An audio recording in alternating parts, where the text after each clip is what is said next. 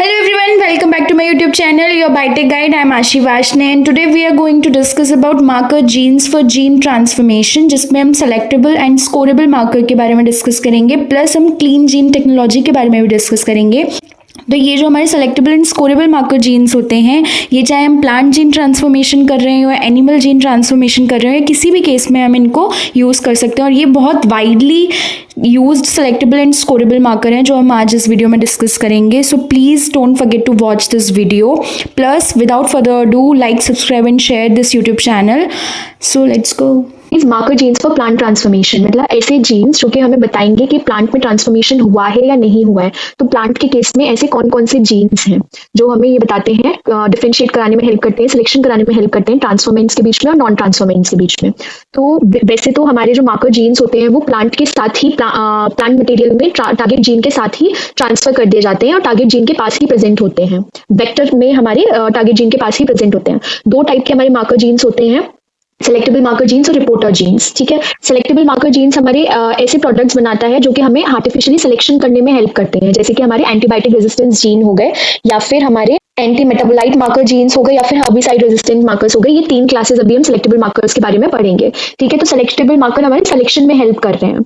Okay, तो सबसे पहले हम सेलेक्टेबल मार्कर्स के लिए कुछ कैटेगरीज देख लेते हैं जो कि हमारी इंपॉर्टेंट है एग्जाम पर्पज से। तो फर्स्ट हमारे सेलेक्टेबल मार्कर्स में आते हैं हमारे एंटीबायोटिक रेजिस्टेंस जीन्स, राइट। तो एंटीबायोटिक रेजिस्टेंस जीन जो है हमारे most commonly used selectable markers हैं। इसमें हमारा क्या होता है कि ट्रांसफॉर्मेशन सिस्टम में एंटीबायोटिक रेजिस्टेंस जीन प्रेजेंट होता है। ठीक है, ये हमारे एंटीबायोटिक रेजिस्टेंस जीन है। ये जो हमारे दिए हुए हैं ये हमारे एंटीबायोटिक रेजिस्टेंस जीन्स हो गए। ये हमारे एंटीबायोटिक रेजिस्टेंस जीन्स हैं। इनके एब्रिवेशंस इस तरीके से लिखे हुए हैं, सोर्सेज यहाँ पे लिखी हुई हैं, क्या सोर्स है, और इनके सबस्ट्रेट्स लिखे हुए हैं। सबस्ट्रेट्स अब यहाँ पे मैं समझाती हूँ आपको कि ये जीन जो है नियोमाइसिन फॉस्फोट्रांसफेरेज 2, ये हमारे कैनामाइसिन के लिए रेजिस्टेंस जीन है। ओके, ये जीन हमारे वेक्टर में प्रेजेंट होगा। तो जब भी हम हमारी ट्रांसफॉर्म सेल को हमारी ऐसे न्यूट्रिएंट कल्चर मीडियम में डालेंगे जिसमें हमारी कैनामाइसिन प्रेजेंट है, ठीक है, ऐसा कल्चर मीडियम जो कैनामाइसिन कंटेनिंग मीडियम है, जब हम हमारे वेक्टर को, जो वेक्टर के पास वेक्टर के पास क्या होगा, हमारे पास कैनामाइसिन रेजिस्टेंस जीन होगा। ठीक है, तो जब हमारी ट्रांसफॉर्म सेल को हम kanamycin containing nutrient culture medium में डालेंगे तो जो हमारी ट्रांसफॉर्म सेल होंगी वो रेजिस्टेंस शो करेंगी, मतलब they will be able to grow on the kanamycin containing nutrient medium. Okay, अब जो हमारी नॉन ट्रांसफॉर्म सेल है उनके पास ये नियोमाइसिन फॉस्फोट्रांसफेरेज 2 वाला जीन नहीं प्रेजेंट होगा। ठीक है, जिसकी वजह से वो जब कैनामाइसिन कंटेनिंग प्लेट पे ग्रो करेंगी तो वो डेथ हो जाएंगी। तो इस बेसिस पे हम क्या सिलेक्शन कर लेंगे, जो ग्रो कर जाएंगी, जो केपेबल होंगी सर्वाइव करने के, वो वही होंगी जिनके पास ये रेजिस्टेंस जीन प्रेजेंट होगा कैनामाइसिन के अगेंस्ट। ठीक है, जिनके पास जीन प्रेजेंट नहीं होगा ये वाला, वो they will not be able to grow on that kanamycin containing plate. Okay, तो इस बेसिस पे हमने हमारी ट्रांसफॉर्म सेल को सेलेक्ट कर लिया। ठीक है, तो ये तो हो गया हमारा नियोमाइसिन फॉस्फोट्रांसफेरेज 2 के बारे में, मतलब इस तरीके से हम हमारे एंटीबायोटिक रेजिस्टेंस जीन को यूज करते हैं। ठीक है, तो ये हो गया। फिर उसके बाद में बेसिकली हो क्या रहा है, एंटीबायोटिक्स जो हैं, जो भी हम एंटीबायोटिक्स यूज करते हैं, ये इनका काम क्या होता है, ये इनहिबिट करती हैं प्रोटीन बायोसिंथेसिस को in cellular organelles, particularly in chloroplast.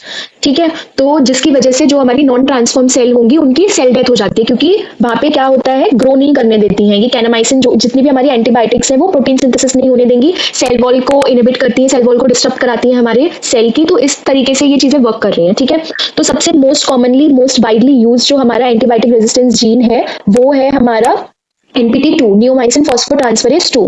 ठीक है, ये रेजिस्टेंस प्रोवाइड कराता है अगेंस्ट द एंटीबायोटिक कैनामाइसिन। तो जो हमारे ट्रांसफॉर्मेंट्स होंगे and the plant derive from them can be checked by applying kanamycin solution and the resistant progeny will be selected. ठीक है, इस तरीके से वर्क कर रहा है। ऐसे ही हमारा नियोमाइसिन फॉस्फोट्रांसफेरेज 3 है, ये जीन जिसके अंदर प्रेजेंट होगा ये भी कैनामाइसिन और जेनेटिसिन के लिए अगेंस्ट रेजिस्टेंस प्रोवाइड कराएगा। फिर आया हाइग्रोमाइसिन फॉस्फोट्रांसफेरेज। हाइग्रोमाइसिन फॉस्फोट्रांसफेरेज क्या है, ये भी हमारा एंटीबायोटिक रेजिस्टेंस जीन है। It is more toxic than the neomycin. जो हमारी हाइग्रोमाइसिन एंटीबायोटिक है ये कैनामाइसिन से या नियोमाइसिन से भी बहुत ज्यादा हार्मफुल है। ठीक है, therefore it can kill non transform plant sales much faster. तो हाइग्रोमाइसिन जो हमारी नॉन ट्रांसफॉर्म प्लांट सेल्स होंगी वो हाइग्रोमाइसिन के लिए और भी ज्यादा ससेप्टेबल होंगी। ठीक है, ये बहुत जल्दी किल कर देगा नॉन ट्रांसफॉर्म सेल को। तो जिन सेल्स के पास में, जो हमारी ट्रांसफॉर्म सेल होंगी जिनके पास में हाइग्रोमाइसिन फॉस्फोट्रांसफेरेज जीन होगा, वही सर्वाइव कर पाएंगे, क्योंकि वो क्या करेंगी, रेजिस्टेंस प्रोवाइड कराएंगी अगेंस्ट हाइग्रोमाइसिन। ठीक है, फिर नेक्स्ट हमारा आता है AADA, AADA जो हमारा हो गया अमीनो ग्लाइकोसाइड एडेनाइल ट्रांसफरेज। ये क्या है हमारा, ये हमें रेजिस्टेंस प्रोवाइड कराता है to the transform plant cells against the antibiotic. किस एंटीबायोटिक के अगेंस्ट ये हमें प्रोवाइड कराता है, स्टेप्टोमाइसिन और स्पेक्टिनोमाइसिन के अगेंस्ट। ठीक है, तो जो भी हमारी ट्रांसफॉर्म सेल होंगी उनके पास में AADA वाला जीन प्रेजेंट होगा, तो वो सिलेक्शन उनका सिलेक्शन हो जाएगा, वो सर्वाइव कर जाएंगी। और जो हमारी ऐसी सेल्स होंगी नॉन ट्रांसफॉर्म्ड, उनके पास में स्टेप्टोमाइसिन के अगेंस्ट रेजिस्टेंस जीन नहीं होगा, इसलिए वो सर्वाइव नहीं कर पाएंगी। ठीक है, ये तो हो गया। ऐसे ही हमारा ब्लियोमाइसिन रेजिस्टेंस जीन है जो कि ब्लियोमाइसिन के अगेंस्ट रेजिस्टेंस प्रोवाइड करता है। ये हमारे हो गए एंटीबायोटिक रेजिस्टेंस जीन। अब आते हैं हमारे एंटी मेटाबोलाइट मार्कर जीन्स के बारे में। ये हमारे एंटी मेटाबोलाइट मार्कर जीन्स हैं, जिसमें हमारा फर्स्ट आ रहा है डाईहाइड्रोफोलेट रिडक्टेज और सेकंड आ रहा है हमारा डाईहाइड्रोपिटोरेट सिंथेज। ठीक है, ये इनके जीन्स हो गए DHFR और DHPS SUL। तो ये हमारा किस तरीके से काम करता है, जो एंजाइम है डाईहाइड्रोफोलेट रिडक्टेज, ये DHFR जीन इस एंजाइम को प्रोड्यूस करता है, which is inhibited by the anti metabolite methotrexate. ठीक है, मीथोट्रेक्सेट जो है इस एंजाइम की सिंथेसिस को इनहिबिट करती है। ओके, तो जो हमारा म्यूटेंट होगा, मतलब DHFR जीन के लिए जो हमारा म्यूटेंट होगा, म्यूटेंट माउस होगा, that codes for this enzyme which is low affinity to methotrexate has been identified. ठीक है, तो अगर हम हमारा मतलब ऐसी सेल हो जिसके अंदर डाईहाइड्रोफोलेट रिडक्टेज जो DHFR जीन है वो म्यूटेंट फॉर्म में प्रेजेंट है, तो that will not be able to get inhibit from the methotrexate, मतलब मिथोट्रेक्सेट उसको इनहिबिट नहीं कर पाएगी। तो हम इस DHFR जीन को CAMV प्रमोटर के साथ में फ्यूज करके मिथोट्रेक्सेट रेजिस्टेंट मार्कर बना सकते हैं। ठीक है, तो मतलब हमने क्या किया, डाईहाइड्रोफोलेट रिडक्टेज जो हमारा म्यूटेंट फॉर्म है उसको हमने CAMV जो हमारा जो हमने अभी पढ़ा था CAMV वाला वायरस, उसके साथ में फ्यूज करके हम क्या करेंगे, मिथोट्रेक्सेट रेजिस्टेंट मार्कर डिजाइन कर सकते हैं। ठीक है, तो मिथोट्रेक्सेट उसको इनहिबिट नहीं कर पाएगा। फिर ऐसे ही हमारा है नेक्स्ट डाईहाइड्रोपिटोरेट सिंथेज। ये हमारे किसके रेजिस्ट मतलब किस सल्फोनामाइड्स इसको इनहिबिट करती हैं, डाईहाइड्रोपिटोरेट सिंथेज एंजाइम की सिंथेसिस को। ठीक है, तो इसी तरीके से हम सल्फोनामाइड्स के अगेंस्ट भी मार्कर डिजाइन कर सकते हैं। अब आते हैं हमारे herbicide resistance markers. Herbicide resistance markers ये ऐसे मार्कर्स या जीन्स हैं that confer resistance to herbicides and these are used for the selection of transgenic plants. ठीक है, इसमें सबसे फर्स्ट हमारा आता है फॉस्फेनोथ्राइसिन एसिटाइल ट्रांसफरेज। तो तीन हमारी कॉमन हर्बिसाइड्स हैं, बाइलोफोस, फॉस्फेनोथ्राइसिन, ग्लूफोजिनेट। ये तीन हमारी कॉमनली यूज्ड हर्बिसाइड्स हैं। तो ये जो हमारा जीन है BAR/PAT, ये कोड करता है किसके लिए, फॉस्फेनोथ्राइसिन एसिटाइल ट्रांसफरेज एंजाइम के लिए, which converts these herbicides into acetylated form. तो जो हमारी ये तीन ये वाली जो तीन हमारी हर्बिसाइड्स हैं, ग्लूफोजिनेट, फॉस्फेनोथ्राइसिन और बाइलोफोस, इन तीनों के अगेंस्ट जो है रेजिस्टेंस, इन तीनों को ये एंजाइम जो है हमारा फॉस्फेनोथ्राइसिन एसिटाइल ट्रांसफरेज इन तीनों हर्बिसाइड्स को इनकी एसिटाइलेटेड फॉर्म में कन्वर्ट कराता है। एसिटाइलेटेड फॉर्म क्या होती है, इनकी नॉन हर्बिसाइडल होती है। ठीक है, Thus PAT-BAR gene confers resistance to the transformed plants. Okay, तो जो भी हमारे ट्रांसफॉर्म प्लांट होंगे उसमें हम क्या कर सकते हैं, ये BAR-PAT वाला जीन इंट्रोड्यूस करा सकते हैं, जिससे ये एंजाइम बनेगा। और जब हम इसको ऐसे न्यूट्रिएंट कल्चर मीडियम पे ग्रो करेंगे, जो कि हमारे ये इनमें से इन तीनों में से ग्लूफोजिनेट हो गया, बाइलोफोस हो गया, इनमें से किसी भी तीन कंटेनिंग जो हर्बिसाइड है ऐसे न्यूट्रिएंट कल्चर मीडियम, मतलब इनमें से किसी भी any three of them are present on culture medium plate. तो जब हम हमारे प्लांट को ऐसे मीडिया में डालेंगे तो क्या रेजिस्टेंस हमें देखने को मिलेगी। ठीक है, because of the presence of phosphinothricin acetyl transferase enzyme. Okay, अब इसी में हमारा नेक्स्ट है enol pyruvyl shikimate phosphate synthase. ठीक है, ये भी एंजाइम है। तो ये किस हर्बिसाइड के अगेंस्ट प्रोटेक्शन मतलब रेजिस्टेंस प्रोवाइड कराता है, वो है हमारा ग्लाइफोजेट के अगेंस्ट। तो ये जो हमारा EPSPS वाला जो हमारा एंजाइम है, ये बेसिकली इसका काम क्या होता है, ये ग्लाइफोसेट को इनहिबिट कराएगा या रेजिस्टेंस प्रोवाइड कराएगा ग्लाइफोसेट के अगेंस्ट, क्योंकि ग्लाइफोसेट क्या करता है हमारा, ये फोटोसिंथेसिस को इनहिबिट करता है। अगर आप लोगों ने फोटोसिंथेसिस में पढ़े होंगे इनहिबिटर्स, तो वहां पे ग्लाइफोसेट पढ़ा होगा, क्योंकि ये कैसे इनहिबिट करता है, it blocks the activity of enol pyruvyl shikimate phosphate synthase, EPSP की सिंथेसिस को रोकता है या EPSP की एक्टिविटी को रोकता है। और ये जो हमारा EPSP है, it is a key enzyme for the biosynthesis of phenylalanine, tyrosine and tryptophan.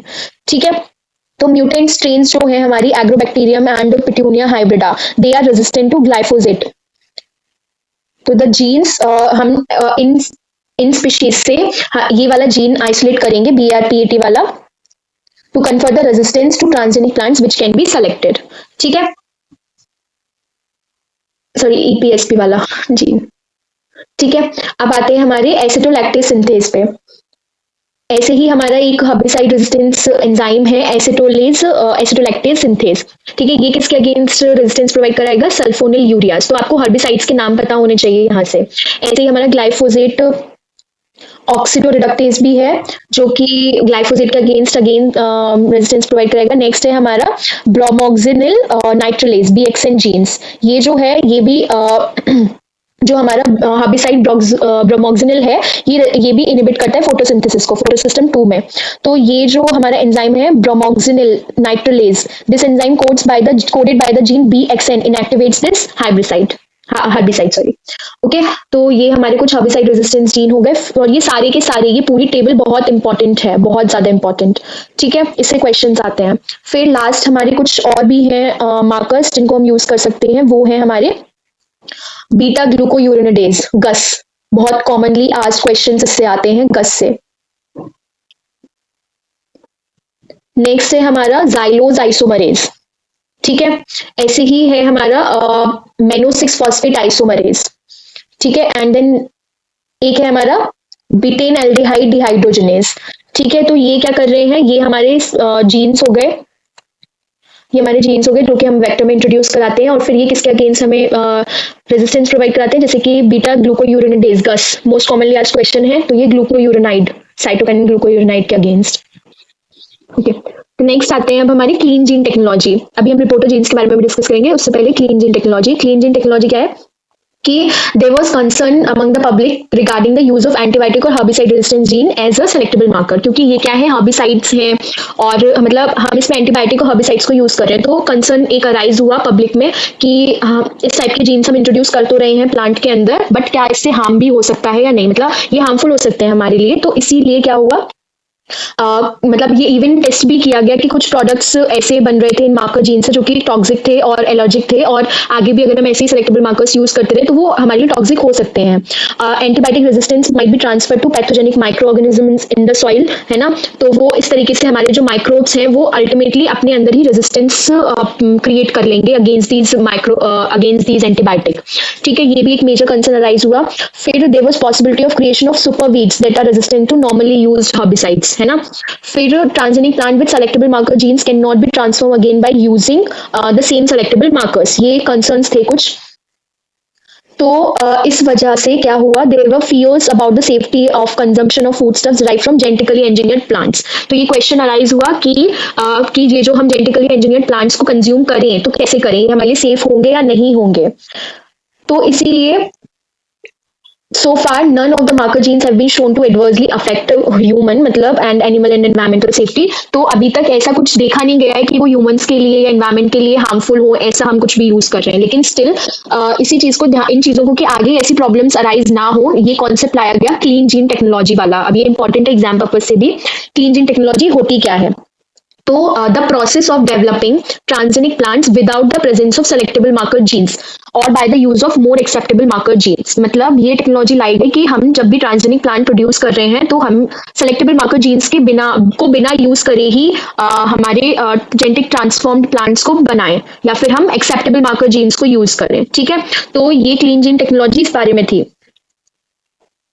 so that it will result in the production of many marker free transgenic plants। मतलब इससे क्या बनेंगे, हमारे जो प्लांट्स जो बनेंगे वो मार्कर फ्री बनेंगे, selectable marker free genetic plants बनेंगे that will be readily accepted by the public। तो some of the approaches of for clean gene technology are given। क्या क्या approaches दी गई हैं, ये हमारी approaches हैं कुछ, कि हम avoid करें using selectable marker genes। तो ये वैसे थियोरेटिकली तो ये पॉसिबल है कि हम टोटली अवॉइड कर दें मार्कर जीन्स को और इंट्रोड्यूस करें only the transgene of the interest, ऐसा थियोरेटिकली पॉसिबल है। लेकिन अभी भी प्रैक्टिकली हम ये चीजें, क्योंकि सिलेक्शन अल्टीमेटली हमें कराना है, तो मोस्ट कॉमनली यूज मेथड हम एंटीबायोटिक रेजिस्टेंस वाला ही यूज करते हैं। टोटली अवॉइड कर पाना सेलेक्टेबल मार्कर जीन्स को प्रैक्टिकेबली अभी भी पॉसिबल नहीं है, क्योंकि because of the cost factor. Then दूसरा जो अप्रोच है वो क्या है, कोड ट्रांसफॉर्मेशन विद 2 DNAs। मतलब ये दिया गया एक सजेशन कि the transgenic plants can be produced by employing 2 separate DNAs। ठीक है, one carrying the desire target gene and the other carrying the marker gene. मतलब दो डीएनए ऐसे इंट्रोड्यूस कराएं जिसमें से एक डीएनए के पास में हमारा क्या हो, सेलेक्टेबल मार्कर हो, और दूसरे डीएनए के पास में हमारा डिजायर्ड जीन हो। ठीक है, तो जो ट्रांसफॉर्म प्लांट होगा उसके पास दोनों आएंगे, both the genes, but at different sites on the chromosomal DNA. ठीक है, तो ये चीज एक अप्रोच यूज करी गई। फिर उसके बाद में एक और अप्रोच जो है वो क्या है, रिमूवल ऑफ सेलेक्टेबल मार्कर्स। अगर हम सेलेक्टेबल मार्कर्स को यूज भी कर रहे हैं तो हम उनको रिमूव करा दें by the use of site specific recombinase system, मतलब प्लांट जीनोम से उनको लेटर स्टेज में हटा दिया जाए by the use of site specific recombinase system. Okay, then next, cloning of selectable markers between transposable elements, कि सेलेक्टेबल मार्कर को हम क्लोन कराएं between the transplant transposable elements जो होते हैं, डीज एलिमेंट, उनके बीच में हम हमारे जीन ऑफ इंटरेस्ट को और हमारे सेलेक्टेबल मार्कर को इंट्रोड्यूस करें। ठीक है, तो selectable marker is planned by the sequences that increase the intrachromosomal recombination, this results in the excision of the marker gene. Next अब हम डिस्कस करते हैं रिपोर्टर जीन्स के बारे में। रिपोर्टर जीन्स क्या होते हैं? ये ऐसे जीन्स हैं जिनके एक्सप्रेशन को हम क्वांटिफाई कर सकते हैं। ठीक है, क्वांटिटेटिव एसेस को यूज करके, मतलब विजुअली हम विजुअल मार्कर्स हैं दैट जनरेट द प्रोडक्ट, और उनको हम क्वांटिफिकेशन मेथड से क्वांटिटेटिव एसेस के यूज से डिटेक्ट कर सकते हैं, मतलब इनको विजुअली हम देख सकते हैं। जैसे कि अगर आपने सुना होगा जो हमारा एग स्केल आईपीटीजी वाला मेथड है, वो एक रिपोर्टर जीन का एग्जाम्पल है। ऐसे ही ग्रीन फ्लोरेसेंट प्रमोटर, ये सब हमारे क्या थे, सॉरी ग्रीन फ्लोरेसेंट प्रोटीन, ये सब हमारे इसी में आ जाते हैं, जैसे chloramphenicol acetyl transferase, encoding gene of E coli. ठीक है, तो ये सब ल्यूसिफरेज, ये सब हमारे जो है रिपोर्टर जीन्स में आ जाते हैं। आइए देखते हैं इनके कुछ एग्जांपल्स। तो सबसे पहला हमारा रिपोर्टर जीन है ऑक्टोपाइन सिंथेस, ये वाले ऑक्टोपाइन और नोपालिन वही ओपाइंस हैं ये। ठीक है, तो जो हमारा टीडीएनए मीडिएटेड ट्रांसफॉर्मेशन हम कराते हैं वहां पे हम ओपाइन सिंथेस OCS ऑक्टोपाइन को और हमारे नोपालिन को यूज कर सकते हैं for as a reporter gene. ठीक है, क्योंकि अगर ट्रांसफॉर्मेशन होगा तो ऑक्टोपाइन से हमारा मतलब ऑक्टोपाइन सिंथेज बनेगा। ऑक्टोपाइन सिंथेज को हम इलेक्ट्रोफोरेसिस या क्रोमेटोग्राफी के थ्रू सेपरेट आउट कर सकते हैं और आइडेंटिफाई कर सकते हैं कि हाँ ट्रांसफॉर्मेशन हुआ था। फिर हमारा आता है गस। तो गस हमारा सबसे इंपॉर्टेंट है, ये इससे रिलेटेड काफी क्वेश्चंस आ सकते हैं। तो गस में क्या होता है, ये बीटा ग्लूकोयूरोडिनेज प्रोड्यूसिंग जीन है। ठीक है, ये most commonly used reporter gene है। ये इसका ऐसे एक्चुअली बहुत सेंसिटिव होता है और इसका क्वांटिटेटिव ऐसे हम फ्लोरोमेट्रिक मेथड्स को यूज करके कर सकते हैं by using substrate 4-methyl-lubelliferyl beta D glucuronide which is hydrolysed to the 4-methyl-belliferon। और इसका हम क्वालिटेटिव एस्टिमेशन भी कर सकते हैं on the enzyme can be obtained by histochemical means. ठीक है, तो ये यहाँ पे डिटेक्शन एसेस भी दिए हुए, फ्लोरोमेट्रिक या फिर हिस्टोकेमिकल या फिर कोलरिमेट्रिक मेथड से हम इनको क्वांटिफाई कर सकते हैं। ठीक है, फिर हमारा आता है green fluorescent protein. Green fluorescent protein क्या है, ये हमारी जो बायोल्यूमिनेसेंट जेलीफिश है एक्वेरियोरा विक्टोरिया, उससे आइसोलेट किया गया। कोर्स ऑफ जीन्स भी क्वेश्चंस आते हैं, जैसे ऑक्टोपाइन किससे आइसोलेट किया गया, ग्रीन फ्लोरेसेंट प्रोटीन किससे आइसोलेट किया गया, एक्वेरियोरा विक्टोरिया जेलीफिश, ल्यूसिफेरिस किससे, विब्रियो हार्वे से। तो ये सब आपको सोर्सेज भी याद रखनी होंगी, डिटेक्शन एसेस भी याद करने होंगे, और इनके जीन्स भी याद करने होंगे, और इनके नाम भी याद करने होंगे। ये पूरी टेबल्स इंपॉर्टेंट हैं। ठीक है, तो ग्रीन फ्लोरेसेंट प्रोटीन के बारे में क्या है कि ये ऑटोफ्लोरेसेंट प्रोटीन है। ठीक है, ऑफ बायोल्यूमिनेसेंट जेलीफिश है ना। तो इसमें क्या होता है कि इसमें हमारा क्रोमोफोर प्रेजेंट होता है, मतलब ऐसा केमिकल कंपाउंड जो कि लाइट जनरेट करेगा, तो वो फ्लोरेसेंस के लिए रिस्पॉन्सिबल होता है। GFP ने गस को भी रिप्लेस कर दिया है, इतना वाइडली यूज्ड मेथड हो गया है GFP, मतलब मार्कर हो गया है।